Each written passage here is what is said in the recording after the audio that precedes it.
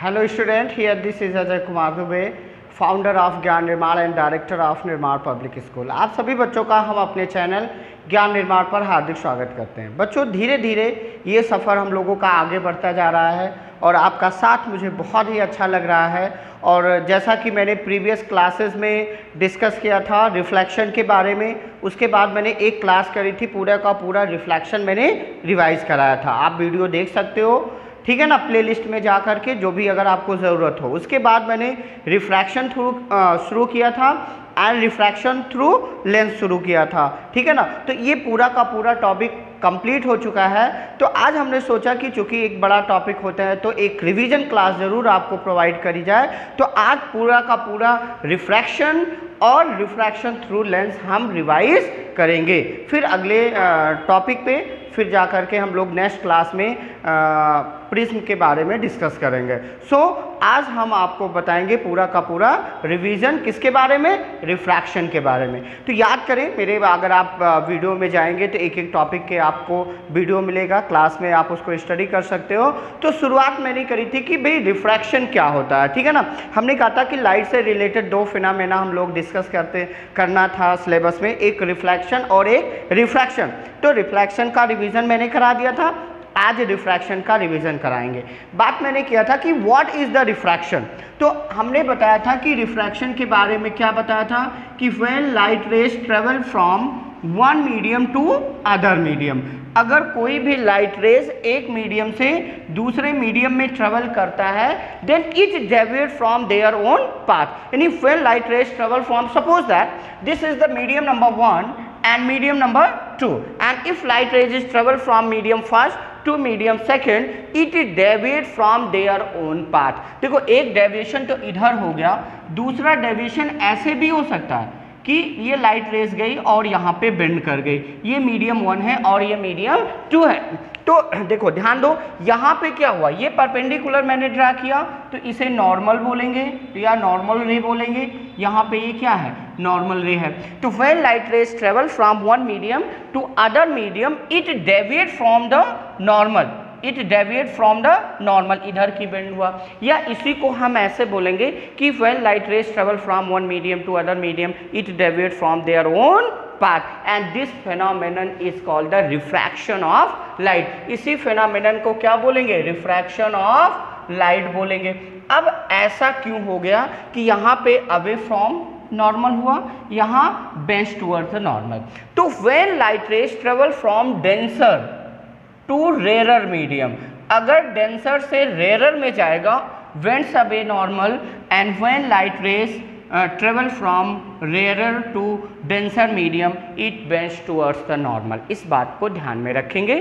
फिर मैं कहूँ कि what is the rarer and what is the denser medium, तो those medium in which particles are closely packed to each other, then it is called the denser medium, and those medium in which particles are situated apart to each other, and that medium is called the what, rarer medium। You understand कि अगर denser से rarer में जाएगी, bends away from the normal, and if rarer से denser में जाएगी, bends towards the normal। फिर मैंने डिस्कस किया था कि the angle between normal ray and incident, इसको हम लोग क्या बोलेंगे बेटा, इंसिडेंट रे।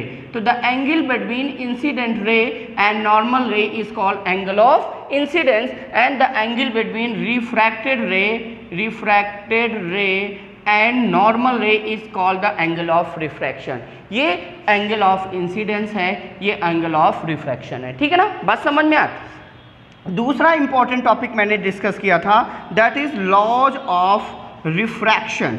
यहाँ पे बहुत इंपॉर्टेंट पॉइंट था कि भाई रिफ्रैक्शन का क्या रूल्स होता है, क्या लॉज होते हैं। तो there are two laws of refraction, there are two laws of refraction. First one is that incident ray, आपको मैं वीडियो देख सकते हैं, incident ray, normal ray and refracted ray are lie at same plane. ये तीनों चीज़ें क्या होती हैं, एक सेम प्लेन पर सिचुएटेड होती हैं। ठीक है ना, आप प्रीवियस प्लेलिस्ट में जा करके जब वीडियो देखेंगे तो बहुत डिटेल में टॉपिक मैंने बनाया, उसको अच्छे से देख लेना। यहाँ पे सिर्फ रिवाइज करा रहे हैं तो बहुत चीज़ें हम व्हाइट बोर्ड पे नहीं लिखेंगे, आपको समझना है। ठीक है ना, बस एक क्विक रिवीजन आपको मैं करवा रहा हूँ ताकि आपके दिमाग में सारे के सारे पॉइंट्स क्या हो जाए, एकदम फिट कर जाए। तो क्या देखा मैंने, incident ray, refracted ray and normal ray on the point on incident lie at the same plane. Point number 2 था, रूल्स बहुत ही इंपॉर्टेंट था। मैंने कहा था कि the ratio of sine of angle of incidence, sine of angle of incidence and sine of angle of refraction is always will be constant and this constant, इसी constant को क्या कहते हैं, रिफ्रैक्टिव इंडेक्स। क्या कहेंगे, रिफ्रैक्टिव इंडेक्स। और इसी चीज को अगर आप लिखना चाहो तो n से रिप्रेजेंट कर सकते हो, तो sine i divide by sine r equal to n, ये रिश्ता क्या कहलाता है, refractive index. It means that when light is travel from one medium to other medium, the ratio of angle of sine and angle of sign of angle of refraction is always will be constant and this constant is called the refractive index and this is also called, एक बात और मैंने आपको बताया था, क्या बताया था, this is also called Snell's law, इसी को हम Snell's law भी कहते हैं। ठीक है, फिर मैंने तीसरा टॉपिक डिस्कस किया था, क्या, what is the cause of refraction, refraction का कॉज क्या है। तो ये मैंने आपको बहुत डिटेल बताया था, you know very well that the speed of light is different into different medium. अगर मीडियम अलग अलग है तो जो स्पीड ऑफ लाइट है वो अलग अलग होएगा। तो यहाँ पे रेयर मीडियम में स्पीड क्या होता है, ज़्यादा होता है, डेंसर में क्या होएगा, कम होएगा। तो इसलिए अगर डेंसर से रेयर में जाएगा तो स्पीड बढ़ जाएगा। तो जाहिर सी बात है स्पीड बढ़ेगा तो वो अपने जो पाथ उसका ओरिजिनल पाथ होगा उससे डेविएट हो जाएगा। तो if anybody ask the question that what is the main cause of refraction, you always give the answer that the main cause of refraction is that what the speed of light is different into different medium. Okay, and if anybody asks that what is the Snell's law, then you will give the answer what, second law of refraction, that is what, the ratio of sine of angle of incidence and sine of angle of refraction is always will be constant and this phenomenon is called this constant is called what, refractive index। ठीक है ना। Okay, next topic हमने फिर discuss किया था आपसे, that is the refractive index. Next topic मैंने आपसे डिस्कस किया था, that is the refractive index. देखो रिफ्रैक्टिव इंडेक्स क्या था, the ratio of sine of angle of incidence and sine of angle of refraction is always will be constant and this constant is called what, the refractive index. अब एक चीज यहाँ पे ध्यान दो, अगर लाइट रेस मान लीजिए ये आपका मीडियम 1 है, ये मीडियम 2 है, तो यहाँ से मान लो यहाँ पे जा रहा है, ठीक है ना, ये आपका I है, ये R है, तो इसको लिखेंगे क्या कि when light rays travel from one medium to other medium, one medium to other medium, then इसी को लैंग्वेज में लिखेंगे 1n2 बराबर साइन I बटे साइन R। मैंने बहुत फोकस देके बताया था, इसको पढ़ेंगे क्या, ये एक बार बता दे रहे हैं, the refractive index of medium two with respect to medium first. ठीक है ना। फिर मैंने यही डेफिनेशन अगले टर्म्स में बताया था, स्पीड ऑफ लाइट के टर्म्स में, कि अगर लाइट रे, देखो रिफ्रैक्शन में क्या बदलता है, स्पीड ऑफ लाइट बदलती है। तो अगर लाइट रेज वन मीडियम से अदर मीडियम में जा रही है तो the ratio of speed of light in first medium and the speed of light in second medium is always will be constant and this constant is called refractive index. तो n equal to, मैंने बताया था, speed of light in medium first and divide by speed of light in medium second। Okay, first और second में हम करते थे, तो n बराबर इसी को लिख सकते थे v1 अपॉन v2। फिर तीसरा टर्म्स मैंने यूज किया था, that is absolute refractive index. Absolute refractive index. यहाँ पे एक चीज आपको ध्यान में देना था बेटा कि इसमें मैंने कहा था कि अगर मीडियम फर्स्ट फिक्स है, कि अगर जो फर्स्ट मीडियम है वो एयर है, वैक्यूम है, अगर वैक्यूम से किसी भी मीडियम में जाएगा तो वहां पे वर्ड यूज करेंगे absolute refractive index n equal to मैंने बोला था c अपॉन v, जहां पे c क्या था, speed of light in vacuum divided by speed of light in other medium. ये हो गया speed of light in vacuum and divided by speed of light in medium. Okay, और यहाँ पे c की जो वैल्यू है वो 3 × 10⁸ मीटर पर सेकेंड याद होना चाहिए। यहाँ पे अब जैसे एयर है, ग्लास है, कुछ भी है, जैसे यहाँ पे ये टर्म मैंने पढ़ा उसी तरह मैंने पढ़ना आपको सिखाया था। ANG क्या पढ़ेंगे, रिफ्रैक्टिव इंडेक्स ऑफ, क्या पढ़ेंगे, refractive index of glass with respect to what, air. Okay, इतना करेंगे। फिर मैंने इसी में से एक इंपॉर्टेंट टर्म्स यूज किया था, that is what, reversibility principle. क्या बताया था आपको, रिवर्सिबिलिटी प्रिंसिपल। पूरा डेरिवेशन मैंने कराया था, वीडियो में जा करके पूरा डेरिवेशन समझ सकते हैं। कैसे, देखो रिवर्सिबिलिटी प्रिंसिपल बहुत ही इंपॉर्टेंट था, इससे कई सारे न्यूमेरिकल आपके एग्जाम में आते हैं। प्रिंसिपल क्या था कि अगर मान लो ये मीडियम नंबर 1 है, ये मीडियम नंबर 2 है, तो लाइट रेज अगर मीडियम 1 से गया और ये सेकंड से चला गया, ये एंगल ऑफ इंसिडेंस, ये एंगल ऑफ रिफ्लेक्शन। यहाँ पे अगर रूल्स अप्लाई करोगे, when light travel from medium first to medium second, तो यहीं पे मैं वर्ड यूज किया था 1n2 बराबर साइन आई बटे sine R, equation number first बताया था। फिर मैंने बताया था अगर मान लो थोड़ी देर के लिए कि यहाँ से 2 से 1 में जा रही है ना, तो ये एंगल ऑफ इंसिडेंस हो जाएगा, ये एंगल ऑफ रिफ्रैक्शन हो जाएगा, तो वहाँ पे हम क्या पढ़ेंगे, refractive index of medium 2 with respect to 1, तो इसे लिखेंगे 2n1 बराबर साइन आर बटे sine I, equation number 2, equation first multiplied by 2, 1n2 into 2n1 बराबर साइन आई बटे sine R into sine R बटे साइन आई, ये कैंसिल आउट हो जाएगा। तो 1n2 इंटू 2n1 बराबर कितना आया, 1, और इसी में मॉडिफाइड थोड़ा सा करो तो 1n2 बराबर 1/2n1, that is called the reversibility principle, इसी को कहेंगे। तो क्या हुआ, इसी को अगर लैंग्वेज में पढ़ना हो तो refractive index of medium 2 with respect to medium 1 equal to refractive index of medium first with respect to 2, ठीक है ना। जैसे अगर मुझे फार्मूले को अप्लाई करना हो तो कैसे करेंगे, ANG बराबर 1/GNA, WNA equal to 1/ANW, ठीक है ना। तो ऐसे चीज़ों को आपको बदलना आना चाहिए। हमने बहुत डिटेल में डिस्कस किया था, कहाँ पे, उस वीडियो को पूरी तरह से रिफ्रैक्टिव इंडेक्स वाले को देखिएगा, न्यूमेरिकल। फिर यहीं पे एक टर्म मैंने आपको बताया था कि रेक्टेंगुलर ग्लास स्लैब से अगर रिफ्रैक्शन हो तो कैसे होता है, ठीक है, ये भी बहुत इंपॉर्टेंट टॉपिक था। तो वहाँ पे मैंने एक एंटर किया था क्या, कि refraction through rectangular glass slab, ये भी बहुत इंपॉर्टेंट है, कई बार आया हुआ क्वेश्चन है।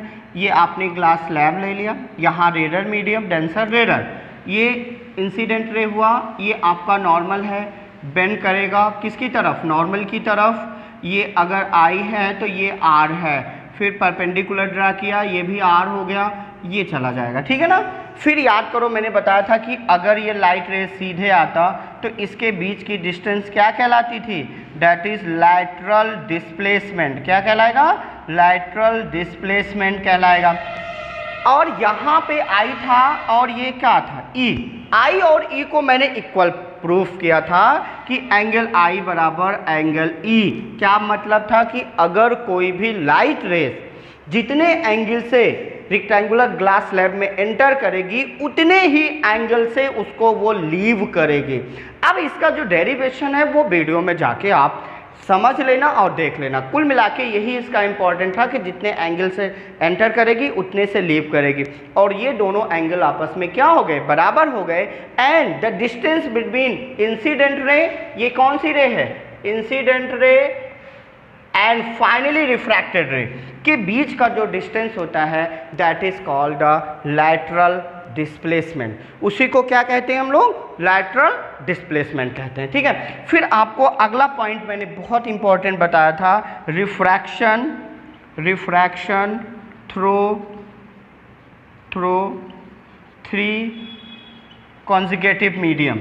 अगर 3 लगातार कंसेक्यूटिव मीडियम मतलब 3 लगातार माध्यम से होने वाले रिफ्रैक्शन के बीच एक रिलेशन फॉर्म किया था 1n2 into 2n3 into 3n1 equal to 1, और इसमें इसी तरीके से चीज़ों को समझने की कोशिश करना।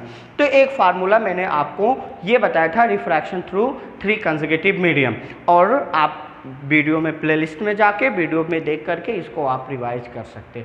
तो इतना होल अबाउट था किसके बारे में, रिफ्रैक्शन के बारे में। इसके बाद फिर मैंने आपका टॉपिक शुरू किया था, वो टॉपिक था lens. Now we will discuss about the lens. Lens के बारे में मैंने कहा था कि भाई लेंस क्या है, it is the transparent medium bounded by 2 refracting surfaces. अच्छा, दोनों रिफ्रैक्टिंग सरफेसेस का जो फेस था वो अलग अलग हो सकता है ना, तो ये 2 तरह से होता था, एक को बोलते थे कॉन्वेक्स लेंस और एक को बोलते थे convex lens. Those lens which are thick at the middle, ये थिक और ये thin at the edge, thin at the edge, thin at middle, thick at edge. समझ में आ रही ना बात, तो ये डेफिनेशन हो गई। तो जनरली लेंस क्या होता है, it is transparent medium, it is bounded by 2 refracting surfaces. तो those lens which are thick at middle, thin at the edge are called the convex lens. इसी को हम बोलेंगे कॉन्वेक्स लेंस और इसी को हम बोलेंगे कॉनकेव लेंस। बात समझ में आई कि नहीं, इसको क्या बोलेंगे हम लोग, कॉनकेव लेंस। ठीक है ना। अब बात आती कि अगर हम टाइप्स ऑफ लेंस में, तो 2 तरह से हो गए, कॉन्वेक्स और कॉनकेव। फिर याद करो मैंने इनके 3 टाइप्स बताए थे।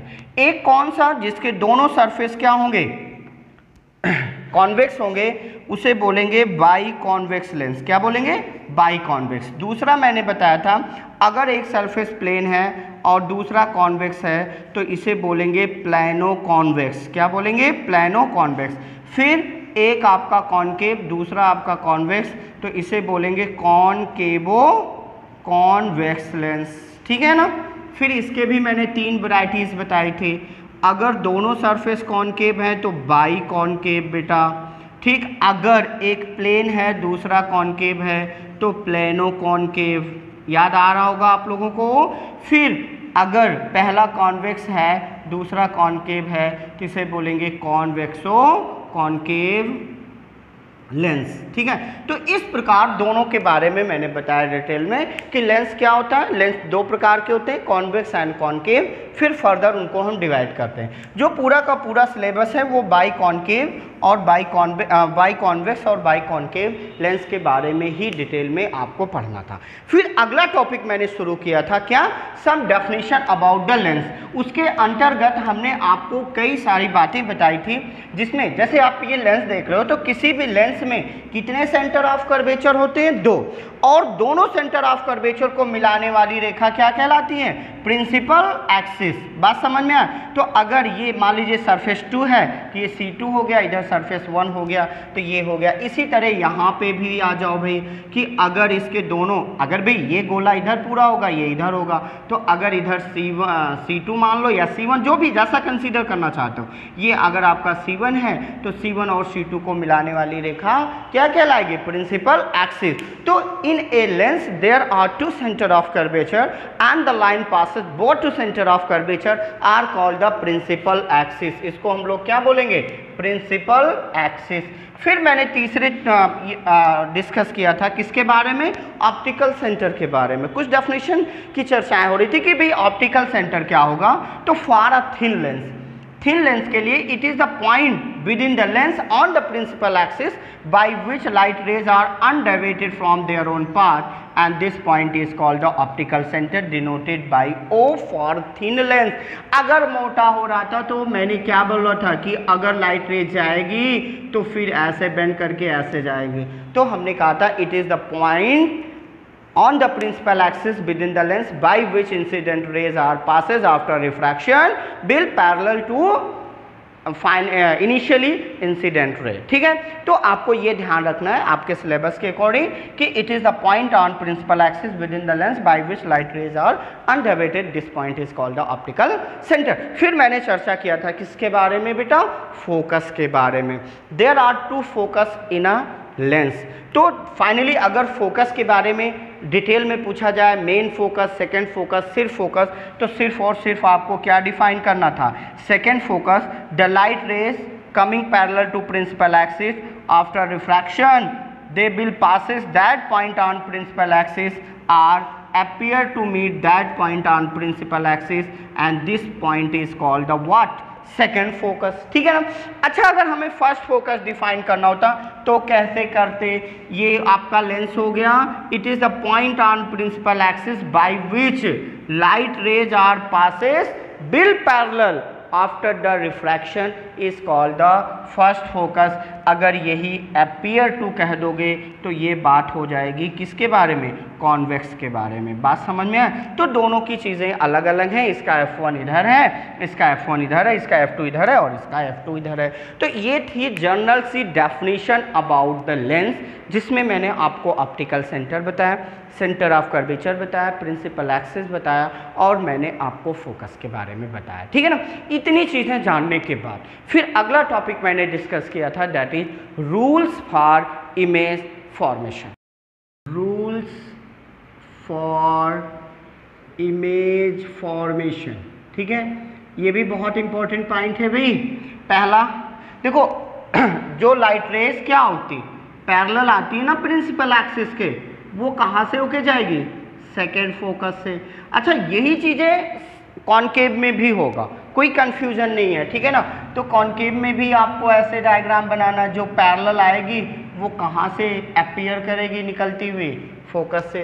पॉइंट नंबर 2, ऑप्टिकल सेंटर से अनडेविएटेड रहेगी। अच्छा, इसी को मैं ऐसे कर दे रहा हूँ भाई एक ही साथ, ये ऑप्टिकल सेंटर है, ये ऑप्टिकल सेंटर है। ठीक है, जो ऑप्टिकल सेंटर से जाएगी वो अनडेविएटेड रहेगी, यहाँ पे भी जो ऑप्टिकल सेंटर से जाएगी वो क्या रहेगी, अनडेविएटेड। रूल नंबर 2 हो गया। रूल नंबर 3 फिर मैंने आपको क्या बताया था कि जो फर्स्ट फोकस से होके जाती है, ये अगर आपका F1 है तो बिल पैरेलल हो जाएगी, जो फर्स्ट फोकस की तरफ जाएगी वो क्या हो जाएगी, पैरेलल हो जाएगी।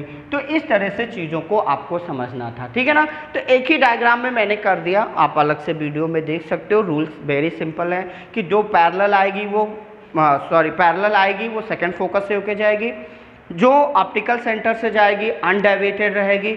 फिर मैंने आपको बताया था जो फर्स्ट फोकस से जाएगी वो बिल पैरेलल हो जाएगी आफ्टर द रिफ्रैक्शन। इन्हीं बातों का उपयोग करके हम कॉन्वेक्स और कॉनकेव लेंस के माध्यम से क्या बनाते थे, इमेज फॉर्मेशन, जिसमें 6 केसेस आपके कॉन्वेक्स लेंस में थे और एक केस आपका कॉनकेव लेंस में था। तो now we will discuss about the image formation by what, concave and convex lens. ठीक है, image formation by convex lens. ठीक, पहली कंडीशन मैंने आपको बताया था, when object is at infinity, अगर ऑब्जेक्ट इन्फिनिटी पे है, ठीक है ना।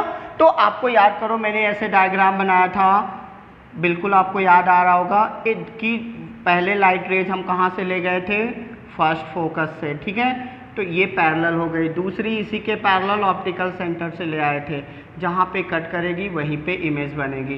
तो ये B' और A'। ठीक है, ये क्या होता है, F2। तो आपको ध्यान रखना, इन्फिनिटी पे है तो इमेज विल बी फॉर्म कहाँ पे होगी, आपको पता होना चाहिए। पहला एट F2 रियल, तीसरा inverted and fourth point much smaller than object, much smaller than object, या इसी को वर्ड यूज करेंगे हाईली डिमिनिश्ड। ठीक है बेटा, और आप लोग प्रैक्टिस करेंगे, ठीक है ना। नाउ केस नंबर 2 क्या था, when object is beyond the 2f1। अब बियॉन्ड द 2f1 है तो आपको मैंने बताया था डायग्राम की प्रैक्टिस आप करिएगा भाई, ठीक है।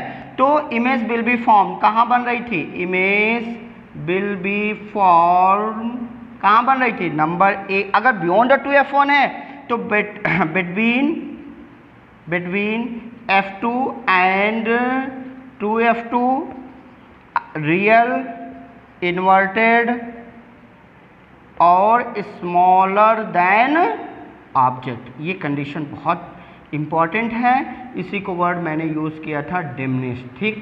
केस नंबर 3 मैंने कहा था, अब देखो 2f1 हो गया। अच्छा 2f1 तो दिखाई दें कि भाई कहाँ है, जैसे ऐसे आपको कंस्ट्रक्ट करना है डायग्राम, ये O है, अगर ये f1 है तो ये 2f1 है। अब ऑब्जेक्ट को कहाँ पे ले जाना है, आपको यहाँ पे कहीं पे रखना है, कंस्ट्रक्ट करके पूरा करिएगा, ये आपका होमवर्क है, समझ लो।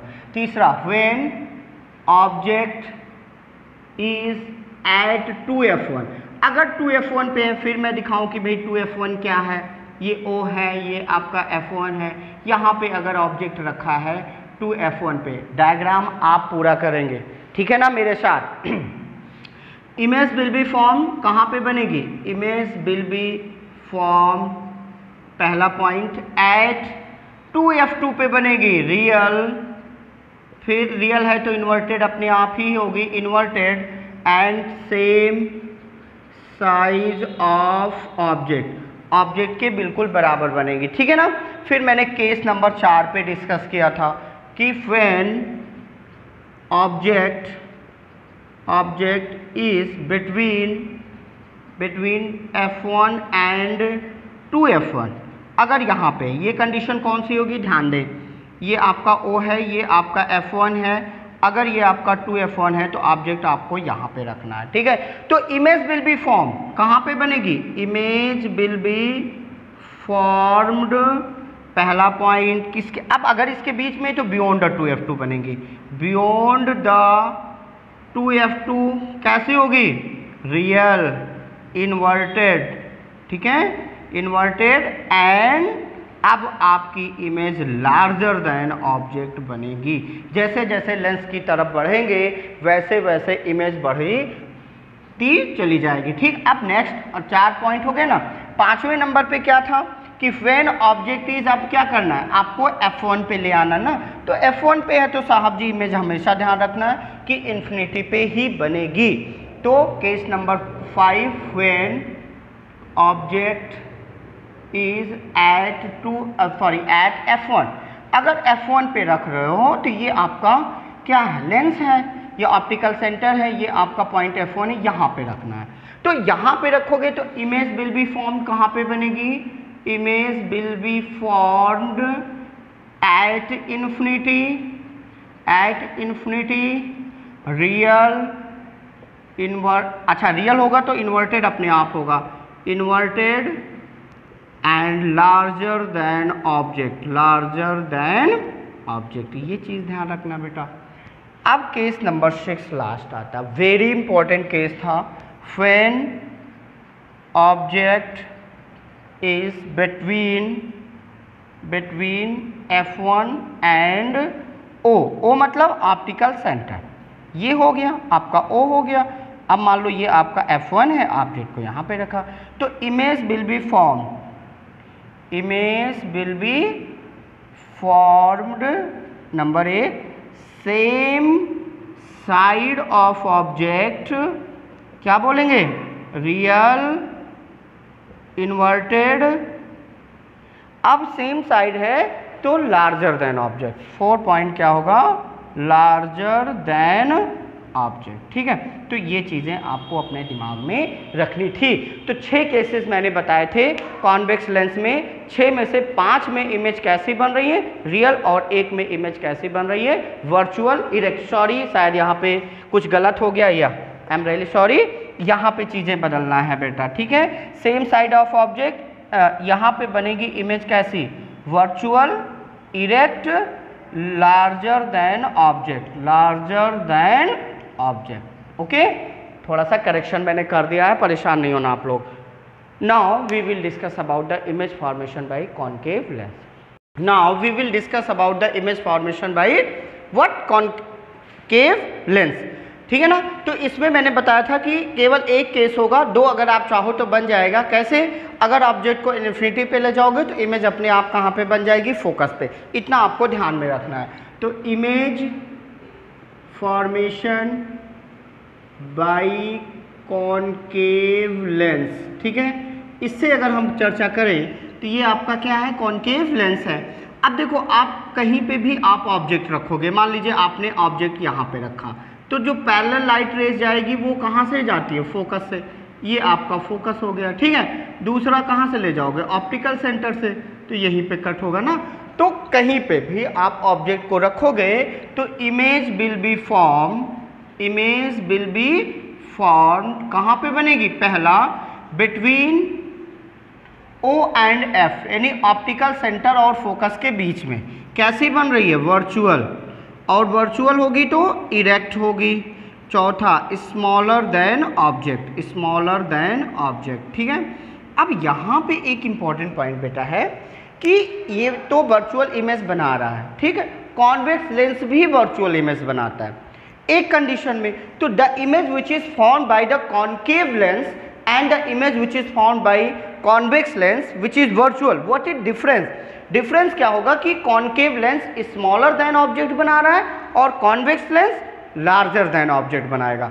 दूसरा केस क्या हो सकता है कि अगर ऑब्जेक्ट को इन्फिनिटी पे लोगे तो इमेज यहीं पे आके फोकस पे बन जाएगी। ये चीज़ आप ध्यान में रखेंगे, ठीक है ना। तो ये हो गया इमेज फॉर्मेशन बाय लेंस। फिर मैंने टॉपिक डिस्कस किया था साइन कन्वेंशन में, सभी चीज़ें, ये भी बहुत इंपॉर्टेंट था साइन कन्वेंशन में, जिसमें मैंने आपको कहा, क्या बोला था कि the distance which are measured in the right direction taken as positive, left side में taken as negative, upward taken positive, downwards taken negative. Principal axis के वेरी सिंपल है। इसको अगर हम आधार माने तो F पॉजिटिव होगा किसका? कॉन्वेक्स लेंस के लिए, ठीक है। F नेगेटिव होगा किसके लिए? कॉनकेव लेंस के लिए, ठीक है बेटा। अब ये दो चीजें हो गई। U ऑलवेज नेगेटिव होता। अच्छा, U का मतलब क्या है? Distance of what? Object, distance of object. कहाँ से? अच्छा, इसमें एक चीज और ध्यान देना, all the distances are measured from optical centre. तो कहाँ से लेंगे हम? ऑप्टिकल सेंटर से लेंगे। V पॉजिटिव कब लेंगे? राइट साइड चलेंगे तो पॉजिटिव लेंगे, तो for real image. B positive for real image, V negative for virtual image, ठीक। I positive for virtual image और I negative for real image, ठीक। ये था अबाउट द साइन कन्वेंशन। फिर मैंने आपसे डिस्कस किया था किसके बारे में? लेंस फार्मूला के बारे में। तो लेंस फार्मूला क्या होता है? The inter relationship between U, V and F is called the lens formula, ठीक है ना। तो वेरी इंपॉर्टेंट, लेंस फार्मूला क्या था यहाँ पे आपका? 1/f equal to 1/v minus 1/u। मेरे साथ एक बार रिपीट करेंगे। F equal to focal length, कहाँ से लेंगे? Optical centre. All the distances is measured from optical centre, ठीक है ना। दूसरा V बराबर क्या है? डिस्टेंस ऑफ इमेज, कहाँ से लेंगे? ऑप्टिकल सेंटर से। और U क्या होगा? डिस्टेंस ऑफ ऑब्जेक्ट, कहाँ से लेंगे? ऑप्टिकल सेंटर से। अब यहाँ पे ये ध्यान रखना है कि जो भी फार्मूला है, जो लेंस फार्मूला है, फ्रीज इन योर माइंड, हमेशा आप साइन कन्वेंशन का ध्यान रखेंगे, ठीक है। जो भी वैल्यूज को रखेंगे with the help of sine रखेंगे। साइन के लिए मैंने साइन कन्वेंशन स्पेशली आपको बताया है, इस चीज़ को उठा के यहाँ पे रखेंगे। इसके बाद मैंने एक और टॉपिक डिस्कस किया था, that is the linear magnification. Linear magnification, what is the linear magnification? Mirror की तरह यहाँ पे भी बोलेंगे, the ratio of height of image and height of object is called linear magnification, denoted by m equal to I upon O बराबर V upon U। सभी के सभी सिंबल एक बार रिपीट करेंगे। I मतलब हाइट ऑफ ऑब्जेक्ट, क्या बोलेंगे, हाइट ऑफ ऑब्जेक्ट। ओ यहाँ पे लिख भी दे रहा हूं, हाइट ऑफ ऑब्जेक्ट। ओ मतलब height of, sorry height of image होगा ये, height of, I for image रखेंगे, O for height of object, ठीक है ना। तो ये ध्यान में रखना है आपको, आई मतलब हाइट ऑफ इमेज होगा और ओ मतलब हाइट ऑफ ऑब्जेक्ट होगा। इन चीज़ों को ध्यान में रखेंगे और इस फार्मूले को अप्लाई करेंगे। यहाँ पे भी आपको साइन कन्वेंशन का ध्यान रखना है। जो वैल्यूज मैंने साइन की बताई हैं उनको आप याद रखेंगे तो लीनियर मैग्नीफिकेशन के बारे में लिख पाएंगे, ठीक है। कोई इसका यूनिट नहीं होता, बिकॉज ये क्या है, एक तरह का रेशियो है, ठीक है ना। अब इसके बाद एक लास्ट टर्म मैंने पढ़ा था इसके बारे, इस लेसन में, that is the power of lens. Power of lens, देखो लेंस, पावर ऑफ लेंस क्या होगा, जैसे कोई भी लेंस था, मैंने कहा था कि लेंस क्या करता है, किसी भी लाइट रेज को बेंड करता है, कोई मोड़ता है। तो जो लेंस किसी भी लाइट रेज को जितना ज़्यादा मोड़ेगा उसकी पावर उतनी ही ज़्यादा होगी। अब मैं इन दोनों में कहूँ कि किसकी पावर ज़्यादा है, ये F है, ये F है, तो अगर इसकी पावर P1 है, इसकी P2 है, तो हम कहेंगे P1 is greater than P2। यानी पावर का सीधा मतलब है कि कोई लेंस लाइट रेज को कितना ज़्यादा मोड़ देता है, बेंड कर देता है, bending capacity of the lens is called the power. लेकिन अगर इसको हमें डिफाइन करना तो हम कैसे बोलेंगे, the reciprocal of focal length of a lens is called power when focal length is given in metre. किसमें गिवन हो, मीटर में गिवन हो, तो फार्मूला P बराबर होगा 1/f मीटर में। अगर इसको सेंटीमीटर में रखोगे तो 100/f सेंटीमीटर में रखोगे। पावर की यूनिट क्या होती है, unit of power is dioptre. क्या होगी, डायोप्टर, डिनोटेड बाई D। अगर 1D डिफाइन करना है तो बोलेंगे those lens which have unit focal length have power 1 dioptre. ऐसा लेंस जिसकी फोकल लेंथ 1 मीटर होगी उसकी पावर 1 डायोप्टर होगी। फिर मैंने एक इम्पॉर्टेंट बात की थी कि अगर कई सारे लेंस को जोड़ करके आपस में बनाया जाए, पावर ऑफ कॉम्बिनेशन की चर्चा की थी। पावर ऑफ कॉम्बिनेशन तो मैंने कहा था द अलजेब्रिक सम, जैसे कॉनकेव, कॉन्वेक्स, दो तरह से लेंस होते हैं, सबको जोड़ के एक सिंगल लेंस बनाया गया है। तो अलजेब्रिक सम लेंगे तो P बराबर होगा P1 plus P2 plus dot dot, और इसको हम बोलेंगे अलजेब्रिक सम, यानी प्लस माइनस का ध्यान में रखेंगे। जिसकी फोकल लेंथ पॉजिटिव है तो इसकी पावर पॉजिटिव आएगी, इसकी फोकल लेंथ नेगेटिव है तो इसकी पावर नेगेटिव आएगी। तो पावर ऑफ कॉम्बिनेशन में ये चीज़ बहुत ही इम्पॉर्टेंट है कि आप साइन को बेहतर तरीके से समझें। तो ये पूरा 1 बाय 1 टॉपिक था, refraction of the light. I hope कि आप लोगों ने बहुत बेहतर तरीके से समझा होगा और मैं ये उम्मीद करूँगा कि आज का जो क्लास है इस वीडियो को आप ज़रूर देखेंगे और पूरी बातों को एक साथ रिवाइज करते हुए चलिएगा। मैं गारंटी लेता हूँ कि आपका जो सिलेबस है वो बहुत बेहतर तरीके से तैयार होगा। पूरा एक बार जब आप इसको रिवाइज करके अपने माइंड में फ्रीज करोगे, अपनी क्षमता को पहचान सकते हो कि कौन से टॉपिक में अभी मुझे प्रॉब्लम है। जैसे जैसे आप क्लास में मेरे वर्ड सुनते जाओ वैसे चीज़ें आपको रिकैप होनी चाहिए, याद होनी चाहिए और बेहतर तरीके से उसको समझने की कोशिश करेंगे। तो रिवीजन का माध्यम, इसीलिए मैं लास्ट में जब भी टॉपिक कंप्लीट होता है तो मैं एक रिवीजन पूरा होल सिलेबस का मैं बना देता हूँ, चैप्टर का मैं बना देता हूँ, ताकि आप इसका भरपूर फायदा उठा पाए। Next time I will discuss about refraction through prism. I hope कि सभी लोगों ने बहुत बेहतर तरीके से इसे समझा होगा। अगर कोई प्रॉब्लम हो तो नीचे प्लीज़ कमेंट बॉक्स में लिख करके बता सकते हैं। क्लासेस अच्छी लगे, वीडियो अच्छा लगे तो प्लीज़ लाइक एंड शेयर करें और चैनल को सब्सक्राइब करें। Thank you so much. अपना बहुत बहुत ख्याल रखिएगा। मिलेंगे जल्द ही नए टॉपिक के साथ। Thank you.